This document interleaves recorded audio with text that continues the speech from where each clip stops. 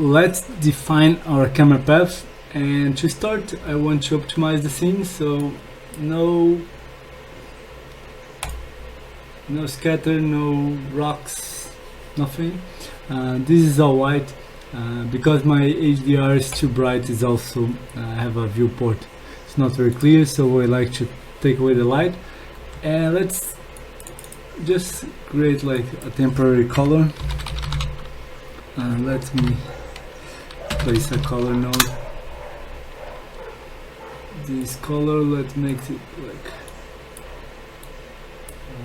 something like that, so we have contrast.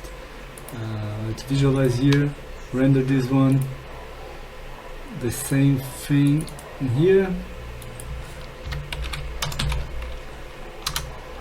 color,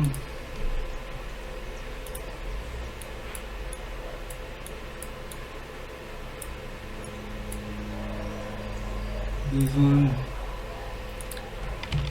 is okay. So now we can see it better. So the way I want to work, let me see, I'm going to keep these cameras, I'm going to create a new one. So let me control click on camera, it creates a camera here. So let's call this render cam 1. Come to the viewport and drag this here, so render cam 1. Let me see, this one I want it to be, what happens if I have 0 rotation? It's great. I want to be around 5 meters in the water, 4,000 meters far.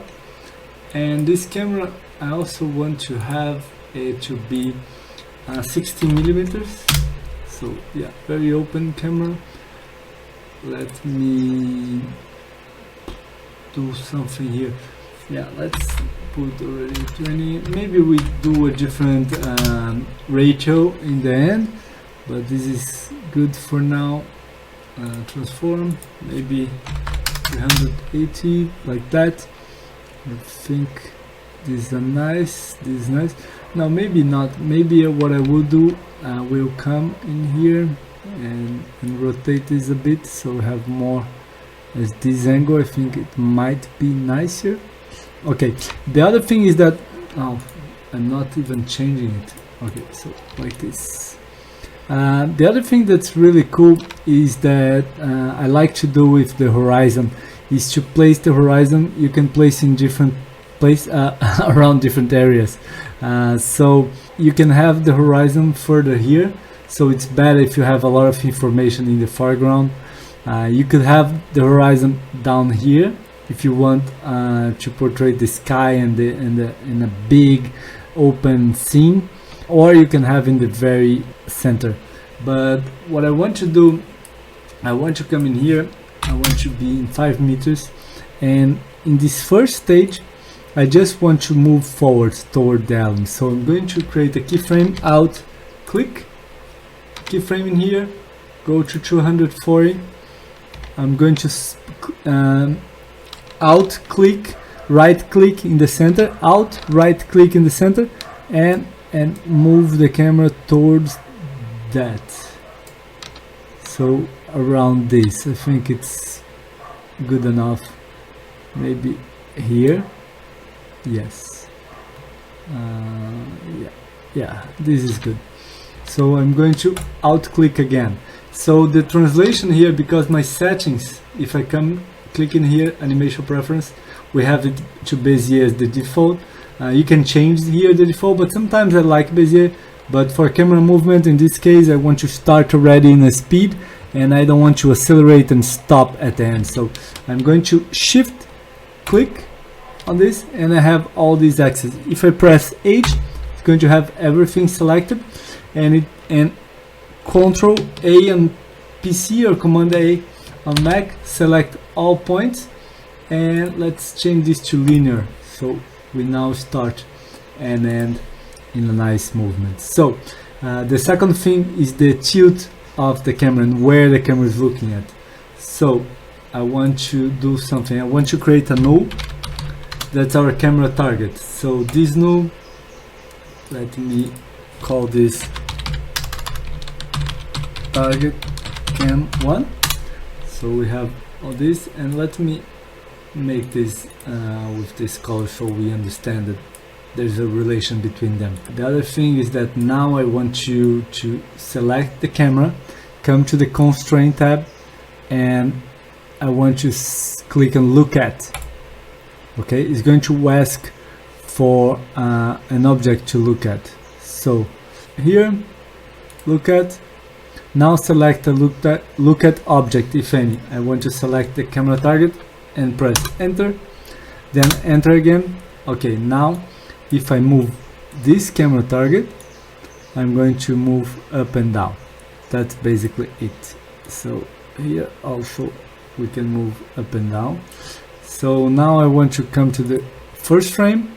What I want to do is to have this looking this way.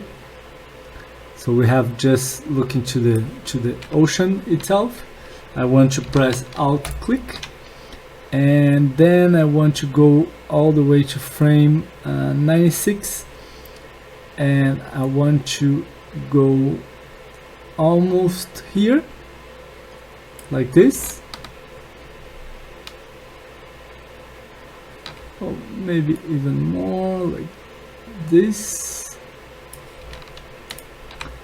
and by the end here I want to keep moving so we have like this at the very end. So I want to have this almost in the third here, so we see the sky, and I'm going to render each part just to see how it looks as a layout.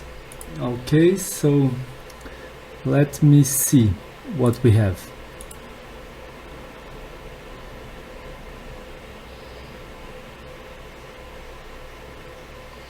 Yeah, I didn't like much because the movement is too abrupt. So I want to have like this reveal going longer. So I'm going to come in here and change this to something already higher. So like this. Okay, now if we have, and maybe this one, if you middle click in this keyframe you can move it. So I want to make it like maybe here and have a slower movement. Let me see.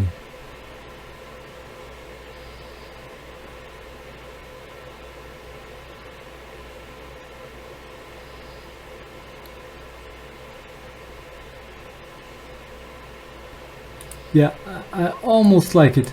The only thing that is missing, I want to have it more in this angle. So here,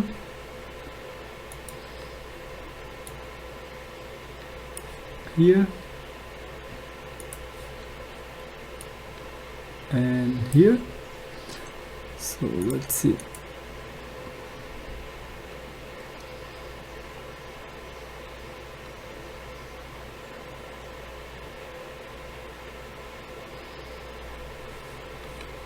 Okay, now look into this. I want this to be a bit lower, take a bit longer, just seeing the ocean without revealing the island.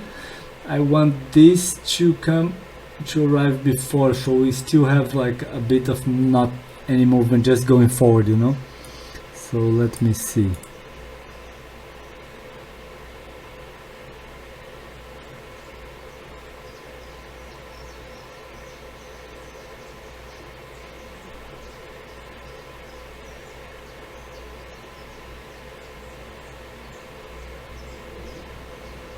I think we don't need to have that much sky. I'm going to move this center, this third line to the center. So let me do this here. It's almost can be like here, and then in this one we can move back towards the center. So we have this in the frame. I think it's a better movement. So let me see.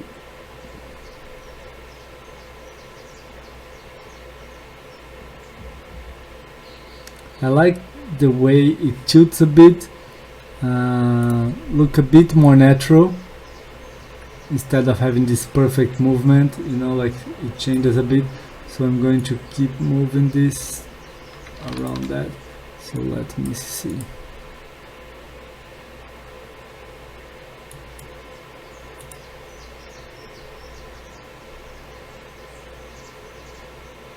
Yeah, and now for the last thing, I want to tilt the camera itself a bit, you know. I want to have the camera, I think is this axis. Let me see. I think we need to go inside, come to the constraint and to the look at, and there is this twist. Is a way of making it more dynamic, so I want to play with that. So let me come in here. So I want to make a keyframe in here. I want to move in here. I want to be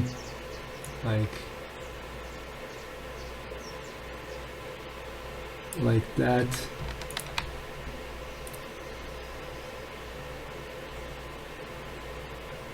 So, and then at the end around here, I want to just move a bit. Let me see.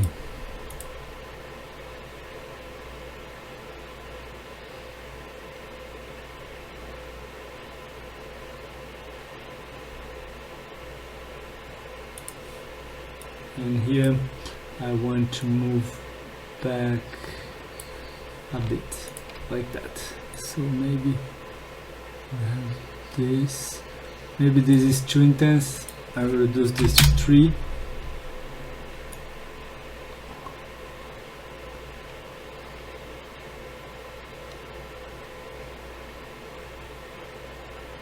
And come in here like this. So yeah, that looks awesome. So let's see. In the next lesson, we're going to start. I'm going to render now a few frames like this one, that the keyframes, just the water, to see what information we get here. I want to render also this shot from this angle and the last one. So we have like this difference. And then when we come back, I show you what we got, and then we start working with the depth of field and the fog atmosphere in general. So see you in the next one.